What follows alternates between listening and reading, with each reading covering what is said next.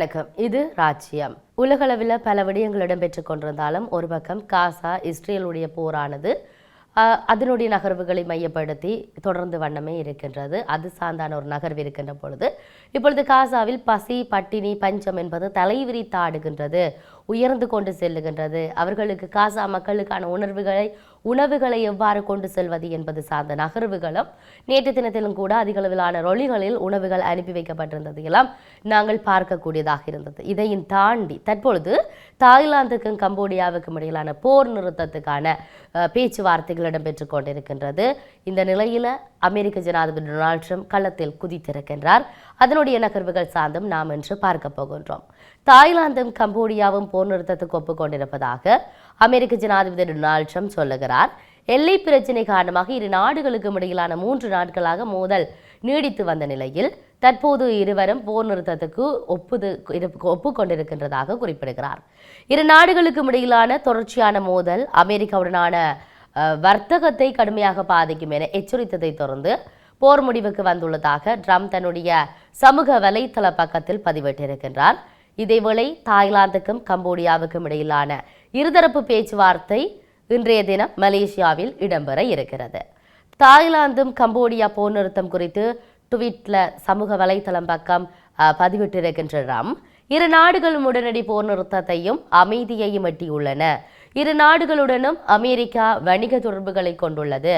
அதனால் இரு நாடுகளும் தொடர்ந்து மோதிக்கொண்டிருந்தால் அவற்றுடன் எந்த ஒரு ஒப்பந்தத்தையும் மேற்கொள்ள விருப்பமில்லை என அவர்களிடம் தெரிவித்தேன். தாய்லாந்து பிரதமரிடம் இது குறித்து தொலைபேசியில் தொடர்பு கொண்டு பேசினேன் என சொல்லியிருந்தார். எண்ணற்ற மக்கள் இந்த போரில் கொல்லப்பட்டிருக்கிறார்கள். இது வெற்றிகரமான போர் நிறுத்தமாக கருதப்படும். இந்தியா, பாகிஸ்தான் நாடுகளுக்கு இடையிலான போர் நிறுத்தத்தை இது நினைவூட்டுகின்றது என அவர் பதிவிட்டிருக்கின்றார். இதையும் தாண்டி நிலப்பிரச்சினை தொடர்பாக தொடங்கிய இந்த மோதல் கம்போடியா, தாய்லாந்து இடையே போராக மாறியது. இந்த நிலையில் அமெரிக்க ஜனாதிபதி டொனால்ட் ட்ரம்பின் குறுக்கீட்டால் இந்த போர் முடிவுக்கு வந்திருக்கிறது. அமெரிக்க ஜனாதிபதி டொனால்ட் ட்ரம்பின் தலையீட்டை தொடர்ந்து ஒரு வாரமாக நடைபெற்ற கம்போடியா, தாய்லாந்து இடையிலான இந்த போர் முடிவுக்கு வர இருக்குது. இருதரப்பு அமைதி பேச்சுவார்த்தைகளுக்கும் தற்பொழுது சம்மதம் தெரிவித்திருக்கின்றன. தாய்லாந்து கம்போடியா போர் தாய்லாந்து மற்றும் கம்போடியா ஆகிய நாடுகளிடையே கடுமையான எல்லை பகுதி மோதல் கடந்த 4 நாட்களாக இடம்பெற்றிருந்தது. இதில் இதுவரை 34 பேர் உயிரிழந்திருப்பதோடு 1.68 லட்சத்துக்கும் மேற்பட்டோர் தங்கள் வீடுகளை விட்டு வெளியேறி தற்காலிகமாக முகாம்களில் தங்க வைக்கப்பட்டிருக்கிறார்கள். இந்த நிலைமைக்கு மத்தியிலாக அமெரிக்காவின் ஜனாதிபதி டொனால்ட் ட்ரம்ப் தன்னுடைய சமூக வலைத்தளத்தில் இரு நாடுகளின் தலைவர்களுடனாக பேசியதாகவும் போர் தொடர்ந்தால் அமெரிக்க வர்த்தக ஒப்பந்தங்களை நிறுத்தப் போவதாகவும் எச்சரித்திருந்தார். அவரது நடுவர் முயற்சிகளுக்கு பிறகு இரு நாடுகளும் தற்காலிகமாக அமைதி பேச்சுவார்த்தைகளுக்காக சம்மதித்திருக்கின்றன. கம்போடிய பிரதமர் தாங்கள் உடனடி மற்றும் நிபந்தனை இல்லாத அமைதிக்கு சம்மதிக்கின்றோம் என சொல்லியிருக்கிறார்.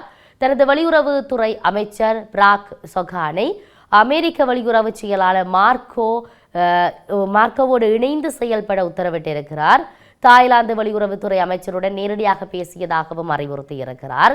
தாய்லாந்து பிரதமர் பும்தாம் அதாவது அமைதி முயற்சிக்கு ஆதரவு அளித்ததுடன் கம்போடியாவின் நேர்மையான நோக்கம் தேவை என தெரிவித்திருக்கிறார். இரு நாடுகளுடனும் விரைவில் நேரடி பேச்சுவார்த்தை நடத்த வேண்டும் என வலியுறுத்தியதை தொடர்ந்து இன்றைய தினம் இந்த பேச்சுவார்த்தைகளுக்கான நடவடிக்கைகள் முன்னெடுக்கப்பட்டிருக்கின்றது என்பதை நாம் இந்த இடத்தில் பதிவு செய்யக்கூடியதாக இருக்கிறது. இது இவ்வாறு இருக்க காசாவில் உணவு மற்றும் சுகாதாரமான குடிநீருக்கு கடும் தட்டுப்பாடு நிலவி வருகிறது. இதனிடையே சர்வதேச நிறுவனங்களுக்கான பணிபுரிந்த பத்திரிகையாளர் ஒருவர் உணவுக்காக தனது புகைப்பட கருவியையும் பாதுகாப்பு உபகரணத்தையும் விற்கும் நிலைக்கு தள்ளப்பட்டிருக்கின்றார். காசாவில் பணிபுரிந்து வருகின்ற புகைப்பட பத்திரிகையாளர் முகமது அபுவான் லிங்க் தன்னுடைய சமூக வலைத்தள பக்கத்தில் லிங்க்டில் உணவுக்காக தனது புகைப்பட கருவியையும் பாதுகாப்பு உபகரணத்தையும் விற்பனைக்கு அறிவித்திருப்பதை பார்க்கக்கூடியதாக இருக்கிறது. அவர் வெளியிட்ட அந்த பதிவில் தான் காசாவை சேர்ந்த புகைப்பட பத்திரிகையாளர் தன்னுடைய உபகரணத்தையும் பாதுகாப்பு கவசத்தையும் வழங்க விரும்புகிறேன். அதன் மூலம் தனது குடும்பத்துக்குமான உணவை என்னால் வாங்க முடியும் என பதிவிட்டிருப்பதை நாம் அவதானிக்கக்கூடியதாக இருந்தது. இது சார்ந்த செய்திகள் சர்வதேச ஊடகங்கள் பலவற்றுக்கும் பணிபுரிந்திருப்பதாக முகமது இவ்வாறு பதிவிட்டிருப்பது பலராலும் பகிரப்பட்டு வருகிறது. காசாவில் கடும் பஞ்சம் நிலவுவதால ஊட்டச்சத்து குறைபாடு ஏற்பட்டு பலர் உயிரிழக்கும் நிலை ஏற்பட்டிருப்பதாக ஐக்கிய நாடுகள் அவை மற்றும் மனிதாபிமான அமைப்புகள் பல சுட்டிக்காட்டியிருக்கின்றன. உலக உணவு திட்ட அமைப்பு தரவுகளின்படி காசாவில் 1/3 மக்களுக்கு அன்றாட உணவு கிடைப்பதில்லை என தெரிவிக்கப்படுகிறது. காசாவில் கிட்டத்தட்ட 4,70,000 மக்கள் கடும் பஞ்சத்தில் சிக்கியிருப்பதாக ஐக்கிய நாடுகள் அவை அறிவித்திருக்கிறது. இந்த நிலையில் அமெரிக்காவின் முன்னாள் ஜனாதிபதி பராக் ஒபாமாவை குறிவைத்து ஜனாதிபதி டொனால்ட் ட்ரம்ப் மீண்டும் வெளியிட்ட அந்த செயற்கை நுண்ணறிவு புகைப்படம் ஒன்று அமெரிக்காவில் பெரும் சர்ச்சையை ஏற்படுத்தியிருக்கிறது. ட்ரம்ப் சமீபத்தில் சட்டத்துக்கு மேலாக யாருமில்லை என கூறி ஒபாமாவை கைது செய்யும் போல் உருவாக்கப்பட்ட AI காணொளியை சமூக ஊடகத்தில் வெளியிட்டிருந்தார். அது அவருடைய ஆதரவாளர் மத்தியில் பரவலாக பகிரப்பட்டதோடு பலருடைய கண்டனங்களையும் விமர்சனங்களையும் கிளப்பியிருந்தது. இந்த நிலையில் ட்ரம்ப் காரில் பயணிக்கும் போது ஒபாமாவை காவல்துறையினுடன் சேர்த்து துரத்துவது போல் உருவாக்கப்பட்ட அந்த புகைப்படம் ஒன்றை ட்ரம்ப் மீண்டும் வெளியிட்டிருந்தார். ட்ரம்ப் பதவியேற்றதின் போது அதனை தடுக்க ஒபாமா முயன்றதாக குற்றச்சாட்டுகள் இருந்தது. அமெரிக்க தேசிய புலனாய்வுத்துறை தற்போது அந்த குற்றச்சாட்டுகள் குறித்து விசாரணைகளை நடத்தி வருகிறது. இந்த சம்பவம் தொடர்பாக கருத்து தெரிவித்த ஒபாமா ஜனாதிபதி பதவிக்கு வெள்ளை மாளிகைக்கும் நான் காட்டும் மரியாதையின் காரணமாக அங்கிருந்து வரும் தவறான அல்லது முட்டாள்தனமான கருத்துக்களை வழக்கமாக பொருட்படுத்துவது இல்லை என்றார். அதே நேரத்தில் தற்போதைய குற்றச்சாட்டுகள் மிகவும் அபத்தானவையாக உள்ளதாகவும் அவற்றை முற்றிலும் புறக்கணிக்க முடியாது என்றும் இது ட்ரம்ப் எதிர்கொண்டு வரும் பாலியல் வழக்குகளில் இருந்து கவனத்தை திசை திருப்பும் அரசியல் முயற்சியாக தான் பார்க்கப்பட வேண்டும் என்று ஒபாமா குறிப்பிட்டிருக்கிறார்.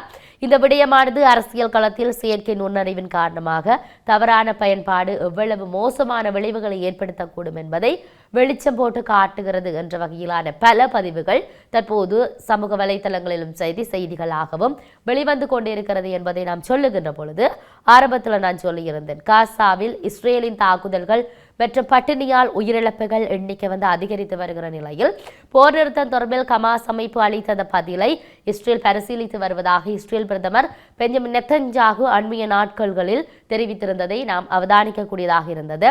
காசாவில் போர் நிறுத்தம் ஒன்றை எட்டுவது மற்றும் அங்குள்ள பணைய கைதிகளை விடுவிப்பது தொடர்பில் புதிய முன்மொழிவு ஒன்றை கையளித்த ஹமாஸ் உறுதி செய்திருக்கிறது.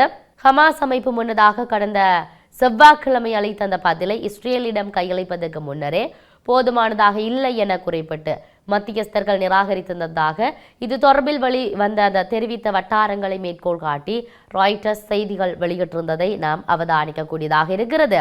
காசாவில் இஸ்ரேல் உதவிகளை முற்றாக முடக்கி இருக்கும் சூழல்ல அங்கு ஊட்டச்சத்து குறைபாட்டில் உயிரிழப்பவர்களின் எண்ணிக்கை அண்மைய நாட்களில் வேகமாக அதிகரித்து கொண்டு வருகிறது. சர்வதேச அளவில் அதிர்ச்சியை ஏற்படுத்த இருக்கிறது. இந்த நிலையில் போர் நிறுத்தம் ஒன்றுக்கான அழுத்தமும் அதிகரித்திருப்பதை நாம் இங்கு சொல்லக்கூடியதாக இருந்தாலும் ஹமாஸ் அளித்திருக்கும் புதிய பதில் செயல்படுத்தக்கூடியதாக உள்ளது என்று இஸ்ரேல் மூத்த அதிகாரி ஒருவர் உள்ளூர் ஊடகங்களுக்கு தெரிவித்திருந்தார்.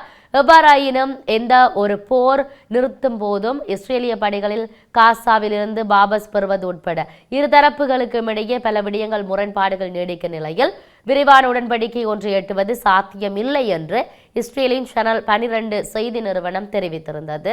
இந்த போர் நிறுத்த பேச்சுவார்த்தையுடன் தொடர்புபட்ட ஹமாஸ் அதிகாரி ஒருவர் ராய்ட்டர்ஸ் செய்தி நிறுவனத்துக்கு குறிப்பிட்டிருந்தார். பல விடயங்களை ஹமாஸின் புதிய நிலைப்பாடு நெகிழ்வு போக்கூடியது மற்றும் சாதகமானது என்பதோடு காசாவில் அதிகரிக்கின்ற வேதனை மற்றும் பட்டினியை நிறுத்த வேண்டிய தேவையை கருத்தில் கொண்டுள்ளது என்ற விடயத்தையும் அவர் சொல்லியிருந்ததை நாம் அவதானிக்கக்கூடியதாக இருக்கிறது.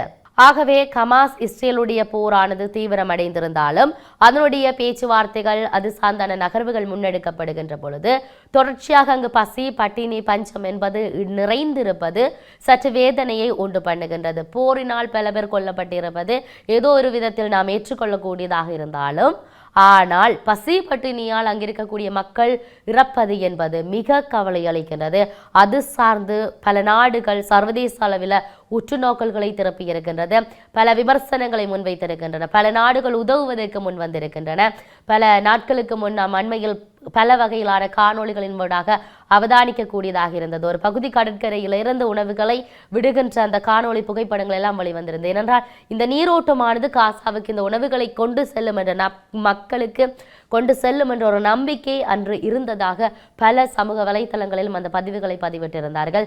இந்த பின்னணியில தான் உணவுகளுக்காக இயங்குகின்ற நிலை என்பது மிகவும் ஒரு கொடூரமான நிலையாக இருக்கின்றது. ஏனென்றால் கடந்த காலங்களில் ஸ்ரீலங்காவில் யுத்தம் இடம்பெற்றிருந்தது தாயக பகுதியில். அந்த நாட்களும் இந்த நாட்களையும் ஞாபகப்படுத்துகின்ற ஒரு நிலைப்பாட்டை ஏற்படுத்தி இருக்கின்றது என்பதை தமிழ் மக்கள் பிரதிநிதிகள் ஸ்ரீலங்காவில் தாயக பகுதியில் இருந்து பல விமர்சனங்களையும் பல கருத்துக்களையும் வெளியிடுவதையும் நாம் அவதானிக்கக்கூடியதாக இருக்கிறதாகவே பொறுத்திருந்து பார்ப்போம். இதனுடைய நகர்வுகள் எப்படி நகரப்போகின்றது என்பதை மற்றும் ஒரு ராஜ்யம் ஊடாக சந்திப்போம். வணக்கம்.